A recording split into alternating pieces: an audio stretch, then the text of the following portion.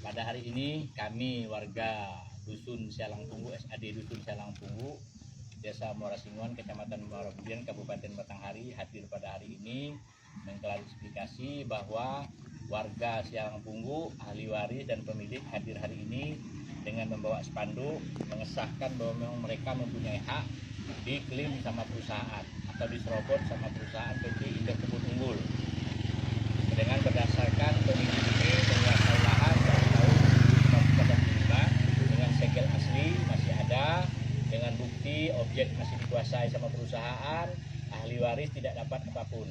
Hari ini kami beserta tim DU bersama Dewan Perwakilan Rakyat Daerah, beserta dari Kesbangpol, beserta dari BPN, Perkebunan dan Kehutanan sudah turun menyaksikan bahwa ahli waris Dusun Sialang Punggu memang mempunyai lahan. Demikian, Assalamualaikum warahmatullahi wabarakatuh. Yang dilakukan pihak perusahaan terhadap masyarakat ini, Pak? Itu pada tahun 96, Pak, lahan kami diserobot, Pak. Tahun 96, iya, lahan diserobot. Jadi setelah diserobot, dulu kan kami tanya kan PT-nya katanya PT sana Pak, ini kayu. Ini kayu. Jadi lahannya dijadikan kebun kelapa sawit, Pak. Jadi di tahun 2007 jadi kami minta penyelesaian, Pak. Aku kami dikasuskan kasus pencurian. Jadi ditangkap orang 16, Pak. 16 orang ditangkap gara-gara itu kami minta penyelesaian, Pak. Kami panen sawitnya. minta penyelesaian. Jadi masyarakat panen sawit di situ. Iya. Jadi laporan PT itu kan katanya kasus pencurian. Jadi ditangkap orang Sialang Punggu orang 16. Tahun berapa itu, Pak, kejadiannya? Tahun 2007, Pak. 16 orang ditangkap berapa tahun? Kena hukuman 7 bulan. 16 orang itu. Iya. Terus apa lagi, Pak? Nah, jadi Kades Motinguan menggerakkan massa, Pak, dari Desa Motinguan itu membakar rumah penduduk sosial, Pak. Jadi rumah penduduk di sini dibakar Iya, oleh Kades. oleh Kades. Iya, Kadesnya Kades Antidik waktu itu. Kades dusun desa Motinguan. Muara Singuan. Iya, dia menggerakkan massa dari Desa Motinguan membakar rumah penduduk Sialang Punggu. Alasannya? Ya, alasan dia kalau mempertahankan lahan ini, Pak. Jadi masyarakat mempertahankan lahannya. Ya, Ada pihak tidak terima, jadi dibakarlah rumah warga iya. ini. Gitu. jadi rumah Berapa rumah yang terbakar itu, Pak? satu, Pak. Satu rumah terbakar. Kemudian apa lagi, Pak?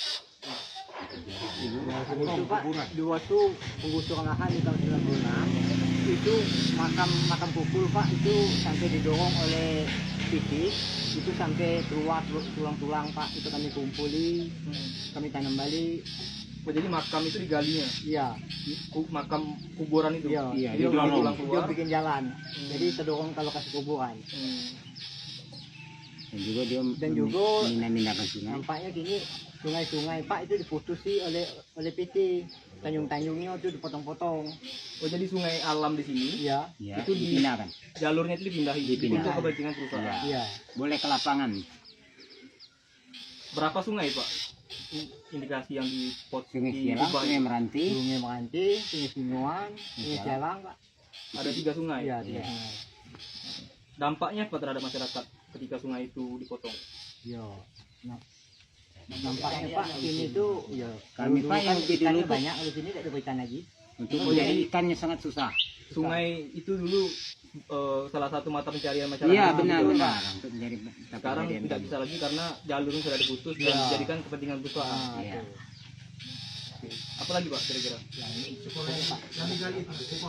Hah? Aku, Pak, ada lagi sekolahan kami SMP itu dibikin parit, Pak. Di belakangnya sangat dekat. Dibikin parit gajah, kurang lebih 2 meter dari dinding sekolahan itu. Jadi di belakang sekolah itu, Pak? Iya. Dibikin parit. Dibikin parit gajah. Dampaknya terhadap sekolah?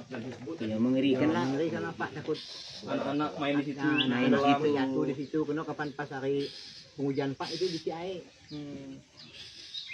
Ini baru, Pak, kejadiannya? Baru, Pak. Belum ada setahun kejadian, sekarang ada di situ. Bolehlah kamu nanti foto di situ.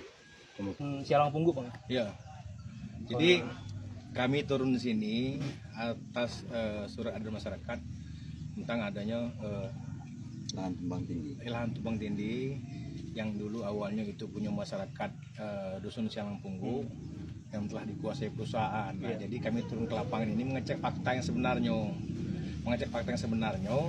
Kalau memang seandainya itu ada di lahan inti, minta tolong penyelesaian masyarakat seperti apa. Terus juga yang di lahan plasma berarti kan itu sudah dikelola oleh KUD. Kita tarik ke belakang, sama-sama mengecek surat yang ada di koperasi dan yang punya masyarakat. Nah, nanti dari hasil turun ini kami bakal undang lanjutan untuk penyelesaian konflik tersebut. Jangan ke depan jangan sampai lagi ada penyelesaian konflik yang berkelanjutan. Dan juga maksud kami turun di sini mengecek fakta yang sebenarnya. Surat yang di perusahaan yang benar atau surat yang di masyarakat yang sebenarnya. Dan juga dewan kami pada turun hari ini bakal lanjutannya, kami bakal mengundang RDP lagi. Dan kami bakal mengeluarkan suatu rekomendasi yang mana tidak merugikan perusahaan dan juga tidak menyakitkan masyarakat. Nah, mungkin itu. Kalau abang melihatnya dari konflik yang terjadi antara PT ini dengan perusahaan, apa akar persoalannya, Bang?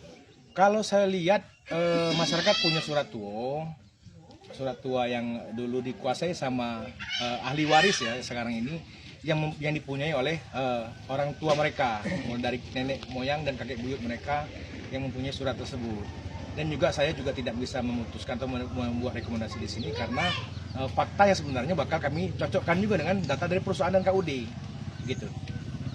Belum ada rekomendasi berarti? Belum ada. Rekomendasi itu bakal tertuang di secari kertas apabila kami setelah RDP lanjutan. Karena kami juga mau lihat fakta dari perusahaan itu dan juga surat-surat yang ada di punya perusahaan, data awal perusahaan dapat tanah itu bersumber dari mana. Nah, setelah itu kita lihat, kita runut, baru kita cocokkan dengan surat yang ada di masyarakat. Setelah cocok, baru kita buat suatu rekomendasi yang bisa saling one-win solution untuk sama-sama enak dan sama-sama menguntungkan. Oke, Pak. Mungkin itu dalam konteks konfliknya. Saya kira dalam konteks ini penting juga. Tadi saya dapat informasi juga ada indikasi perusahaan membuka di luar izin atau HGI. Nah, jadi kami juga dari DPRD Batanghari, yang pertama kami penyelesaian konflik, terus yang kedua di tengah badai efisiensi yang melanda Kabupaten Batanghari dan juga seluruh Republik Indonesia, kami juga yang paling utama yang kami kejar masalah PAD, PBB P3, pajak pemampatan air permukaan, terus juga mana yang belum ter-HGU-kan mungkin segera di-HGU-kan. Karena kita membangun daerah ini tanpanya ada pendapatan asli daerah, kita tidak bisa membangun. Dan juga saya bertitip pesan kepada perusahaan, silakanlah berhidup rukun dengan masyarakat sekitar perusahaan. Apapun yang diinginkan masyarakat, saya harap juga bisa perusahaan terdekat untuk membantu sebagai pemberi pemanfaatan sosial di sekitar perusahaan. Oke, terakhir mungkin dalam konteks konflik ini kan dinamikanya kan luar biasa ini, Pak. Ya. Apakah DPR, Bapak sendiri, kedepannya akan terus berpihak pada masyarakat? Ya, kami sesuai Undang-Undang MD3 dan Undang-Undang 23 tahun 2014, DPRD itu kami selaku wakil rakyat dengan dipilih masyarakat, kami tetap berpihak kepada masyarakat. Karena atas kepercayaan masyarakat pun juga ke depan, kalau seandainya kami tidak berpihak, ya tidak mungkin lagi masyarakat percaya sama kami. Karena jelas di situ fungsinya Dewan Perwakilan Rakyat. Kami sampai kapanpun bakal terus memperjuangkan ini, hak-hak ini. Ya memang kalau seandainya memang terjadi kesalahan di perusahaan, ya perusahaan juga harus mengembalikan tanah ini kepada masyarakat. Oke, mungkin ikut